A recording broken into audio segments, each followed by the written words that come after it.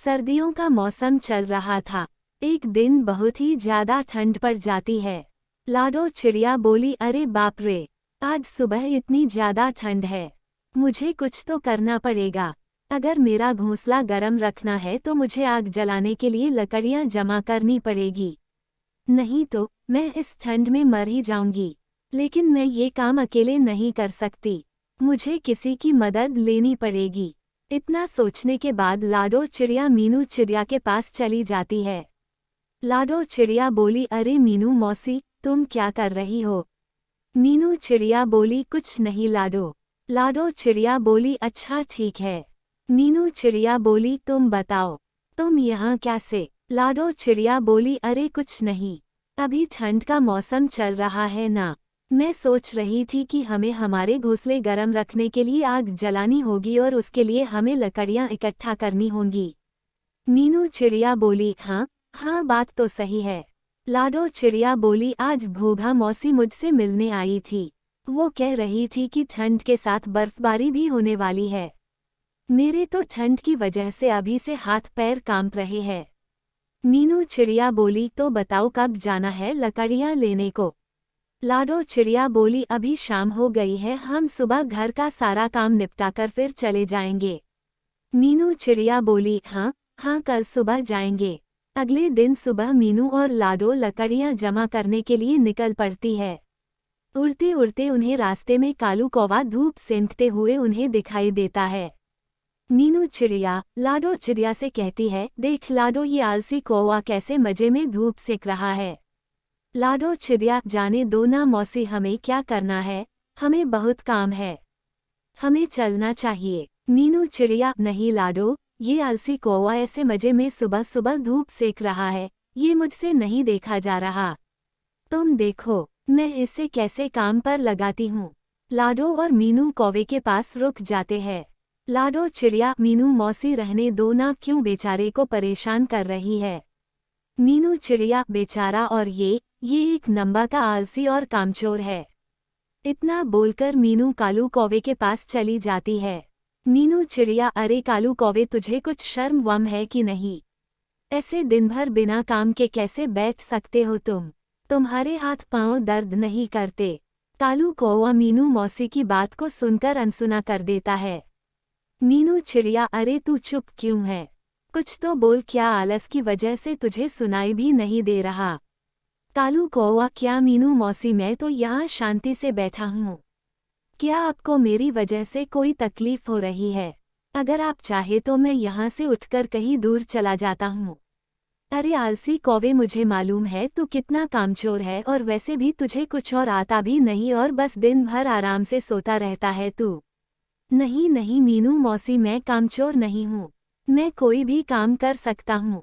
अच्छा तो ऐसी बात है तो चल मेरे साथ, मैं और लाडो घोंसले गर्म रखने के लिए लकड़ियाँ जमा करने के लिए जंगल में जा रहे हैं, तू भी चल हमारे साथ।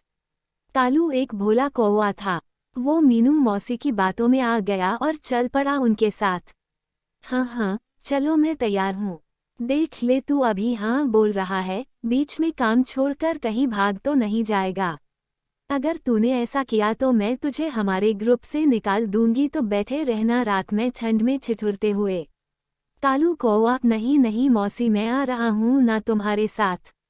लाडो चिड़िया, ये मीनू मौसी भी ना किसी को भी अपनी बातों में फंसा लेती है और अपना काम करवा लेती है। लाडो, मीनू मौसी और कौवा तीनों जंगल की तरफ निकल पड़ते हैं। थोड़ी दूर जाते ही लाडो को जमीन पर कुछ लकड़ियाँ दिखाई देती है। लाडो चिड़िया, चलो हम यहाँ से एक एक लकड़ी उठा लेते हैं। तीनों एक एक लकड़ी उठाकर लाडो चिड़िया की घोंसले की तरफ निकल पड़ते हैं। तीनों लाडो चिड़िया के घोंसले के पास आ जाते हैं। तभी मीनू चिड़िया लाडो से कहती है, लाडो तुम्हारा घोंसला तो बहुत छोटा है, अगर हम यहाँ लकड़ी इकट्ठा करेंगे तो घोंसले में रहने के लिए जगह नहीं रहेगी और फिर हमें आग भी तो जलानी है। हम एक काम करेंगे, मेरा घोंसला बहुत बड़ा है, हम लकड़ियाँ मेरे घोंसले में जमा करते हैं, रात में हम तीनों वहीं पर आग जलाएंगे और आराम से सो जाएंगे।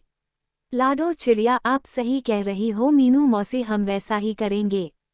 कालू भैया, चलिए हम मीनू मौसी के घोंसले की तरफ चलते हैं। कालू लाडो की हाँ में हाँ मिलाकर पीछे पीछे चल पड़ता है। तीनों मिलकर लकड़ियाँ मौसी के घोंसले में रख देते हैं। लाडो चिड़िया चलो, हमें और भी लकड़ियाँ लानी पड़ेगी, ये लकड़ियाँ तो हमें आग जलाने में कम पड़ जाएगी। हमें कुछ और लकड़ियों की जरूरत पड़ेगी। तभी मीनू चिड़िया पाँव में मोच आने का झूठा नाटक करती है। मीनू चिड़िया अरे बाप रे, उई माँ, मर गई रे, शायद मेरे पैर में मोच आई है, अब मैं लकड़ियाँ नहीं उठा पाऊंगी। लाडो चिड़िया कोई बात नहीं मौसी, आप आराम कीजिए, मैं और कालू भैया जाकर लकड़ियाँ जमा कर देंगे। इतना बोलकर लाडो और कालू वहां से लकड़ियाँ लाने के लिए उड़ जाते हैं। दिन भर दोनों लकड़ियाँ जमा कर रहे थे। ऐसा करते करते मीनू मौसी के घर में लकड़ियों का ढेर लग जाता है। मीनू चिड़िया अरे वाह, इसे कहते हैं सुकून की जिंदगी। रात में तीनों मिलकर मौसी के घर आग जला लेते हैं और आराम से सो जाते हैं। जब सुबह हो जाती है कालू कहता है कि कल तो बहुत अच्छी नींद आई मुझे, लेकिन अब मुझे बहुत ज्यादा भूख लग रही है। लाडो चिड़िया भूख तो मुझे भी लगी है कालू भैया, देखते हैं मीनू मौसी के घर कुछ खाने के लिए है कि नहीं। लाडो मीनू मौसी से कहती है अरे मीनू मौसी हमें बहुत भूख लगी है, आपके पास कुछ खाने को है। मीनू चिड़िया हाँ मेरे पास थोड़ा अनाज बचा है, आखिर तुमने हमारे लिए इतना सारा काम जो किया है, दोनों थोड़ा थोड़ा करके अनाज खा लेते हैं। खाना खाने के बाद लाडो कालू से कहती है चलो कालू भैया हमें और लकड़ियाँ जमा करनी होगी। तभी मौसी उन दोनों को रोक लेती है और कहती है लाडो तुम एक काम करो, तुम लकड़ियों के बजाय अनाज जमा करो, घर में सिर्फ थोड़ा ही अनाज बचा है। अगर मैं अकेली होती तो अनाज बच जाता, लेकिन अब हम 3 लोग हैं इसलिए हमें और अनाज चाहिए। लाडो चिड़िया आप सही कह रही हो मौसी, मैं और कालू भैया अभी निकलते हैं। दोनों अनाज लेने के लिए निकल पड़ते हैं। उधर लाडो और कालू मेहनत कर रहे थे और इधर मतलबी मीनू मौसी मजे से अपने घोंसले के बाहर धूप सेंकते हुए बैठी थी। ये सर्दियाँ कितनी अच्छी होती है, रात में आग जलाओ और दिन में मस्त धूप सेको। ये दोनों अनाज लेकर वापस आए, तब तक मुझे घर का दरवाजा अंदर से बंद कर लेना चाहिए। मैंने उन दोनों से झूठ कहा है कि अनाज खत्म हुआ है, लेकिन ऐसा नहीं है, मैंने बहुत सा अनाज पहले से ही जमा करके रखा हुआ है। अब मेरे पास रात में आग जलाने के लिए लकड़ियाँ भी बहुत है, मेरी पूरी सर्दियाँ ऐसे ही मस्त निकल जाएगी। इधर लाडो और कालू अनाज ढूंढते ढूंढते बहुत दूर तक आ जाते हैं और उन्हें वापस आते आते रात हो जाती है और इधर पीहू मौसी घर का दरवाजा बंद कर देती है। रात हो जाती है और दोनों मीनू मौसी के घर के बाहर आ जाते हैं। लाडो घर का दरवाजा खटखटाती है। लाडो चिड़िया मीनू मौसी, ओ मीनू मौसी दरवाजा खोलिए हम हैं। कालू कौवा शायद मौसी सो गई है, मैं देखता हूँ। अरे मौसी जल्द दरवाजा खोलिए, बाहर बहुत ठंड है, अगर तुम थोड़ी देर में दरवाजा नहीं खोलोगी तो हम यहीं पर जम जाएंगे। मीनू मौसी को उन दोनों की आवाज़ सुनाई दे रही थी, लेकिन मतलबी मीनू मौसी ने दरवाजा नहीं खोला और चुपचाप अपने घोंसले में सोती रही। लाडो चिड़िया कालू भैया शायद मीनू मौसी सो गई, चलो हम मेरे घोंसले में चलते हैं, मेरे घोंसले में थोड़ी लकड़ी पड़ी है, हम आज रात वही लकड़ियाँ जलाकर सो जाएंगे। कालू कौवा हाँ चलो चलो। थोड़ी देर बाद मीनू खिड़की से झांककर देखती है। मीनू चिड़िया मुझे लगता है शायद वो दोनों चले गए होंगे, मैं अब अकेली ही आग जला देती हूँ। मीनू मौसी आग जला देती है। अरे बाप रे, आज तो बहुत ही ज्यादा ठंड है, मुझे और ज्यादा लकड़ियाँ जलानी पड़ेगी, मेरे पास तो बहुत ज्यादा लकड़ियाँ हैं। मीनू मौसी लकड़ियों के ढेर को खींचने लगती है, तभी लकड़ियों का ढेर खिसककर आग में आ जाता है और वो लकड़ियाँ भी आग पकड़ लेती है। मीनू मौसी अरे ये क्या हो गया, कोई मुझे बचाओ। लाडो कालू कहाँ हो तुम दोनों।